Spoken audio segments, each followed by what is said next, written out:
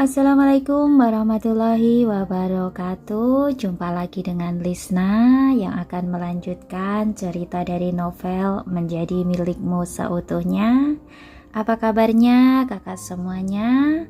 Semoga kita semua dalam keadaan sehat selalu, bahagia selalu, sukses selalu, dan tetap semangat. Amin ya robbal alamin. Oke, langsung saja ke ceritanya. Selamat mendengarkan. Itu benar. Bagaimana orang yang hebat dan perkasa seperti Niko bisa peduli pada seseorang. Selain itu, Niko juga mengelola perusahaan sebesar itu. Jadi dia pasti selalu sangat sibuk. Melalui cara ini, Jena pun menemukan berbagai macam alasan untuk menghibur dirinya. Kalau begitu, saya akan memaksamu untuk saat ini. Dengan polosnya dia menatap Niko dengan tatapan cerah yang tidak seperti biasanya. Tapi ini semua tak berarti apa-apa bagi Niko. Hal ini karena selain Tiara, Niko tidak merasakan apapun terhadap wanita lain. Dia hanya mengangguk dingin lalu duduk sebentar sebelum pergi. Selama jangka waktu tersebut, Jena terus mengukit berbagai topik untuk mencoba berkomunikasi dengan Niko. Dia bahkan menyebutkan misi masa lalu, seperti yang bisa dikatakan bahwa sejak Niko meninggalkan militer, Jena selalu mengingat hari-hari mereka ketika mereka bersama-sama mempertaruhkan nyawa agar bisa menenangkan hatinya yang dimabuk cinta. Saya masih muda dan terburu-buru saat itu, sehingga menyebabkan kita hampir gagal dalam misi berkali-kali. Namun pada akhirnya, kamu selalu membantu saya dan membuat segalanya berjalan lancar. Kalau tidak, saya bahkan tidak akan hidup saat itu. Jena mencoba untuk menggunakan masa lalu mereka yang sama agar bisa menjembatani jenjang di antara mereka. Sayangnya hal itu tampaknya tidak terlalu berpengaruh. Sepanjang proses tersebut, Niko hanya memandangnya dengan datar seolah sedang mendengar cerita orang lain. Sore harinya, seorang wanita berusia 30 tahun mendatangi bangsal Jena. Wanita itu memperkenalkan dirinya dengan sopan sambil berdiri di samping tempat tidur. Halo, Nona Jena. Tuan Niko telah mengutus saya untuk menjagamu.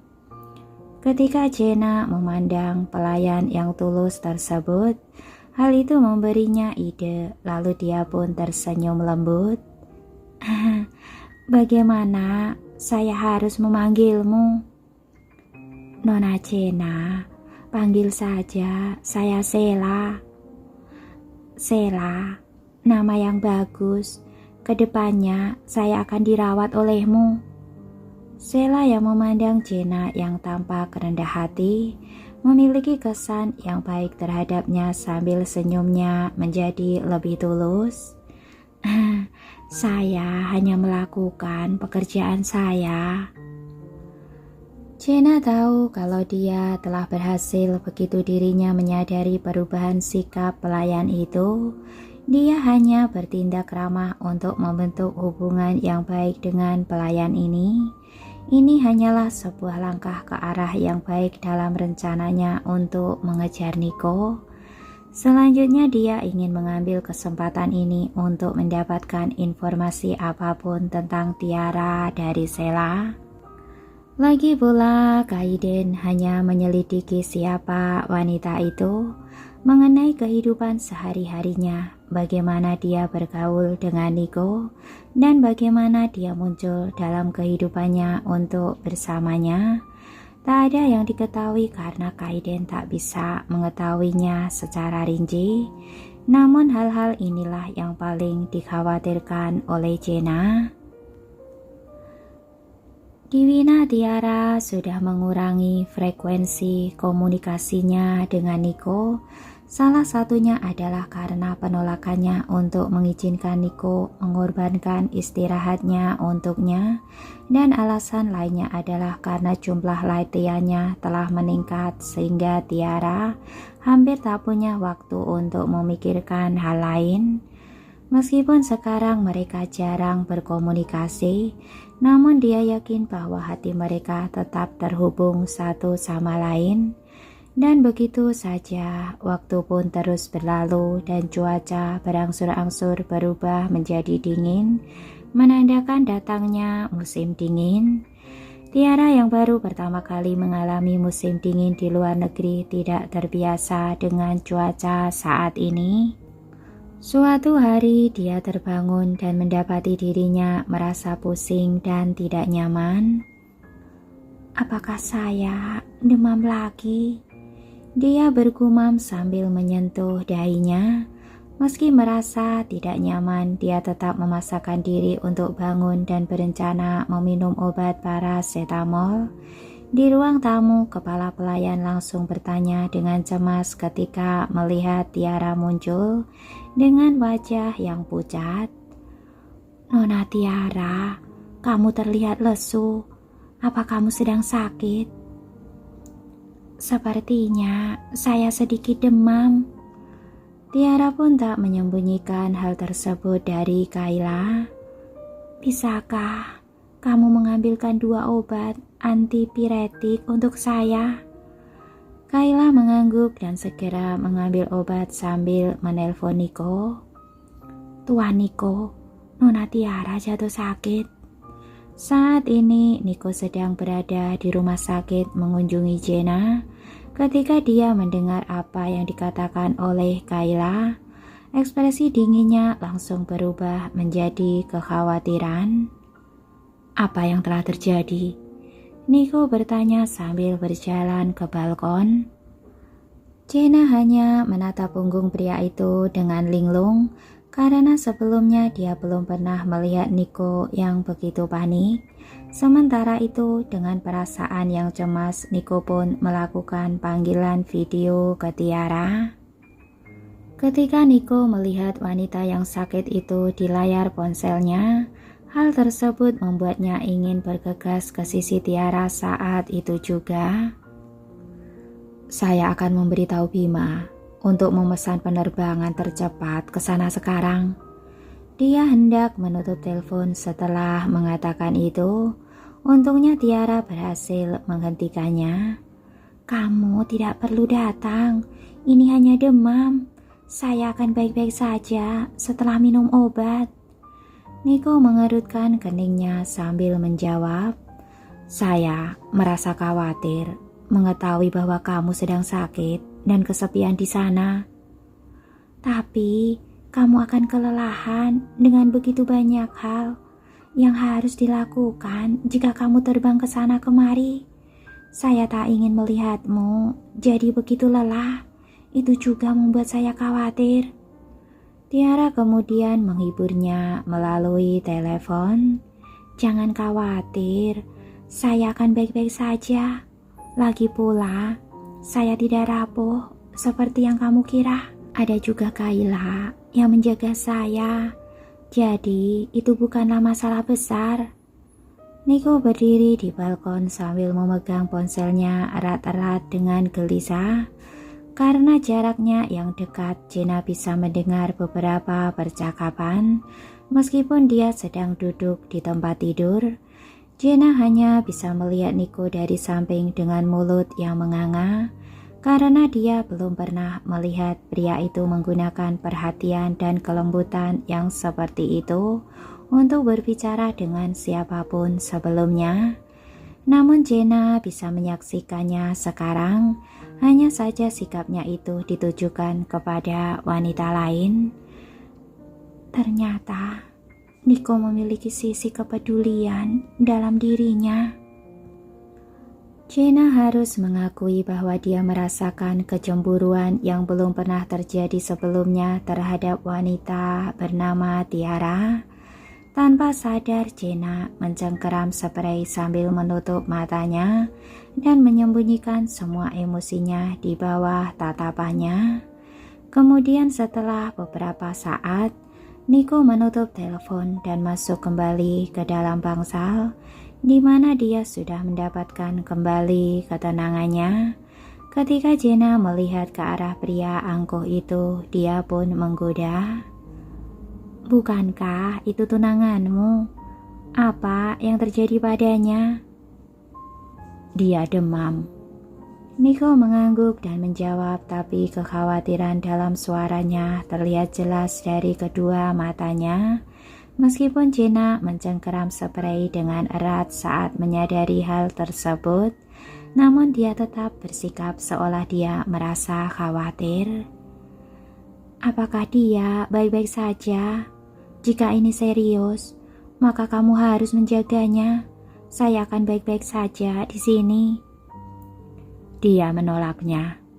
Nico tampak agak kesal saat mengatakannya.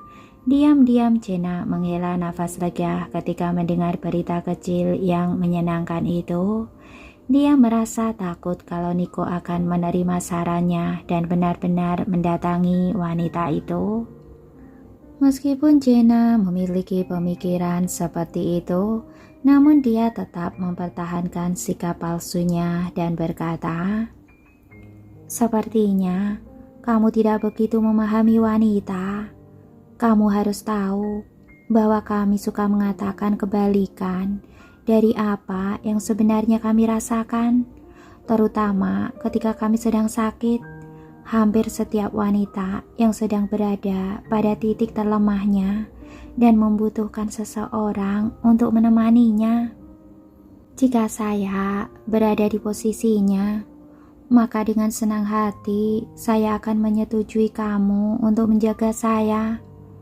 Nico juga berpikir bahwa Tiara agak terlalu mandiri dan tangguh. Oleh karena itu, terkadang dia membuat tunangannya merasa tidak berguna dalam perannya. Meskipun Jenna bisa merasakan rasa cemburu yang melonjak, dia tetap menyembunyikan perasaannya yang sebenarnya. "Kalau begitu, apa kamu yakin tidak apa-apa jika kamu tidak pergi?" "Semua akan baik-baik saja. Dia adalah wanita yang tangguh. Hanya saja, saya agak khawatir." Nico sedikit menggelengkan kepalanya. Jenna merasa sedikit terkejut saat mengamati ekspresi pria itu. "Saya tak pernah mengira kalau suatu hari nanti kamu akan begitu peduli pada seseorang." Dengan ekspresi yang tak bisa dijelaskan, Jenna menatap Nico dengan kegetiran di dalam hati yang tak bisa diungkapkan. Namun Nico tidak menyadari tatapan anehnya ketika dia mengangguk. "Saya juga tak menyangka akan merasa seperti ini." Karena Nico tak ingin melanjutkan topik ini dengan orang luar, dia pun mengubah topik pembicaraan. "Bagaimana kabarmu?" Jenna hanya tersenyum ketir melihat pria itu yang dengan sigap mengganti topik pembicaraan. "Saya rasa pemulihannya baik-baik saja. Lagi pula peradangan terjadi karena lukanya tidak kecil. Tetapi dokter telah menyuntikkan dosis obat anti radang dan mengatakan kalau mereka akan mengamati saya selama 2 hari lagi." Nico mengangguk sebelum duduk di sofa, tampak seperti sedang mengirim pesan kepada seseorang. Jenna memperhatikan tatapan lembutnya dan mengetahui bahwa Nico pasti sedang mengobrol dengan Tiara, bahkan tanpa perlu memperjelas tebakannya. Tapi dia salah. Nico tidak sedang mengobrol dengan Tiara karena Tiara perlu istirahat setelah meminum obatnya. Dia sebenarnya sedang melihat-lihat foto dirinya dan Tiara sambil memegang ponsel. Sayangnya Jenna tak ingin Nico mengabaikannya seperti itu, jadi dia mencoba untuk memulai percakapan lagi. "Nico, Tim kita selalu merasa kepergianmu adalah suatu kerugian yang besar. Karena Jenna tidak mengetahui apa-apa tentang bisnis, maka percakapan utamanya hanya tentang pasukan mereka ketika Nico masih bertugas di militer. Namun tak peduli apa yang dia katakan, Nico masih tetap tanpa emosi, sehingga membuatnya sangat kesal. Apakah ini berarti bahwa semua pengalaman hidup dan mati yang kami hadapi lebih rendah daripada wanita yang baru dia kenal selama setahun? Sayangnya Nico tak bisa mendengar pikiran batinnya. Bahkan jika Nico bisa mendengarnya, mungkin saja dia tak akan peduli. Setelah Nico duduk-duduk sebentar, dia melihat bahwa dirinya sudah berkunjung dalam waktu yang cukup, jadi dia pun undur diri. Ada beberapa hal yang perlu saya selesaikan. Saya akan mengunjungimu lain kali. Wajah Jenna berubah muram ketika dia melihat pria itu menghilang dari bangsalnya tanpa ragu-ragu. Dia pun mencengkeram spray dengan erat seolah dia akan merobeknya. Kenapa? Kenapa semuanya menjadi seperti ini? Jenna tak bisa menerima Nico yang telah memberikan cintanya pada orang lain. Kasih sayangnya seharusnya menjadi milik saya. Jadi dia menggetakkan giginya sambil menggeram. Tiara Romario, beraninya kamu mengambil milik saya. Siapa yang memberimu hak untuk melakukannya? Di villa yang ada di Wina, Tiara berulang kali bersin sambil duduk di tempat tidur. Aneh, siapa yang mengutuk saya di belakang? Dia bergumam. Kemudian ponselnya berdering ketika meraihnya. Tiara melihat bahwa penelponnya adalah Hathaway. Tiara, kenapa kamu tidak datang ke orkestra hari ini? Apakah terjadi sesuatu? Ternyata karena Tiara tidak mengajukan cuti dan tidak mengikuti sesi latihan hari ini, hal tersebut membuat Hathaway khawatir dengan muridnya yang biasanya rajin itu. Tiara pun meyakinkannya ketika dia menyadari ada rasa kekhawatiran dalam nada suara gurunya. Saya baik-baik saja. Ini hanya demam ringan. Saya minta maaf karena membuatmu khawatir dan lupa mengajukan cuti. Tapi dia tak pernah menyangka kalau perkataannya hanya membuat Hathaway semakin resah. Kamu demam? Apa ini serius? Apakah kamu sudah ke dokter? Sebelum Tiara dapat menjawab, Hathaway memotongnya dengan cemas. Dengarlah, saya akan mengunjungimu sekarang. Kirimkan lokasimu. Kemudian setelah itu dia langsung menutup telepon. Sementara itu Tiara tersentuh oleh kekhawatiran gurunya sambil meletakkan ponselnya ke samping. Dia tahu kalau gurunya itu sangat menyayanginya. Ketika memikirkan hal itu, Tiara segera mengirimkan lokasinya pada Hathaway. Di sisi lain, Hathaway sudah menerima lokasinya dan berkendara ke sana menggunakan GPS. Kathleen duduk di kursi penumpang sambil menemani ibunya. Ketika mengetahui bahwa Tiara jatuh sakit, Kathleen ikut pergi dengan niat yang palsu. Tak butuh waktu lama bagi mereka untuk sampai di villa tempat Tiara tinggal di Wina. Begitu keduanya turun dari mobil, Kathleen memandangi rumah mewah yang ada di hadapannya dengan rasa iri, karena tidak sembarangan orang yang mampu membeli tempat seperti ini di sini.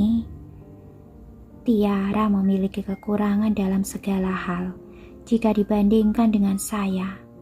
Jadi, apa yang memberinya hak untuk tinggal di tempat yang begitu mewah? Hathaway tidak mengetahui pikiran putrinya yang dipicu oleh kecemburuan. Demikian pula dirinya juga agak terkejut karena Tiara tinggal di tempat seperti ini. Tapi dia menerima kenyataan itu setelah mengingat tentang tunangan Tiara yang misterius. Tiara segera meminta kepala pelayan untuk memandu mereka ke ruang tamu ketika mereka tiba. Kayla pun melakukan apa yang diperintahkan, lalu Hathaway dan putrinya segera duduk di hadapan Tiara. Seorang pelayan kemudian meletakkan nampan yang berisi kopi dan buah-buahan sebelum meninggalkan mereka untuk memberikan ruang pribadi bagi mereka. Setelah Hathaway menyesap kopinya, dia bertanya kepada Tiara tentang kondisinya. "Bagaimana perasaanmu sekarang?" "Saya sudah meminum obat, jadi saya merasa jauh lebih baik sekarang.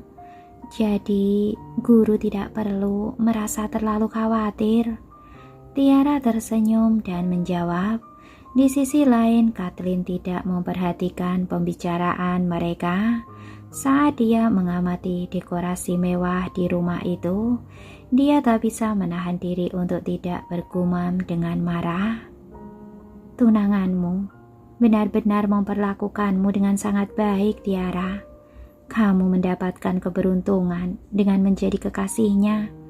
Bahkan jika kamu tidak bekerja, kamu tak akan pernah perlu mengkhawatirkan pengeluaranmu." Ucapannya membuat Tiara mengerutkan kening karena menurutnya komentar Kathleen tidaklah pantas. Nilai seseorang harus ditentukan dan diciptakan oleh dirinya sendiri daripada kamu bergantung pada kepentingan orang lain. Bahkan saat dia berbicara, senyuman di wajahnya tidaklah setulus seperti sebelumnya. Kathleen tampak cemberut sambil menegur. "Kedengarannya bagus, tapi bukankah kamu mendekati Pak Niko karena uangnya?" "Hanya orang yang tak berguna yang berpikir untuk memanfaatkan orang lain. Kalau saya benar-benar menginginkan uang, saya juga bisa mendapatkannya sendiri," balas Tiara dengan ekspresi tegas yang membuat wajah Kathleen berubah menjadi tak sedap dipandang. Daripada menjaga kesopanannya, Kathleen mengira kalau Tiara diam-diam mengisyaratkan kalau dirinya tidak berguna. Tapi sebelum dia bisa membuka mulutnya, Tiara bersuara lagi. "Lagi pula, karena tunangan saya adalah orang yang sangat hebat. Jika saya tidak cukup menonjol, bagaimana saya bisa menandinginya? Saya hanya akan merasa tertekan dengan berdiri di sampingnya."